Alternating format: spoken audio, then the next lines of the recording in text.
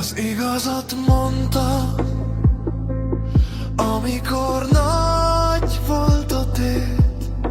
Ő Jézusért élt, és nem félt a haláltól. Mi vagyunk Ferenc Ferdinánd, visszük a lángot, harcolunk a monarchiáért, tiszteljük a nevét. Mi vagyunk Ferenc Ferdinánd, bátorsága a miénk, együtt töretlenül megismertetjük a dualizmust.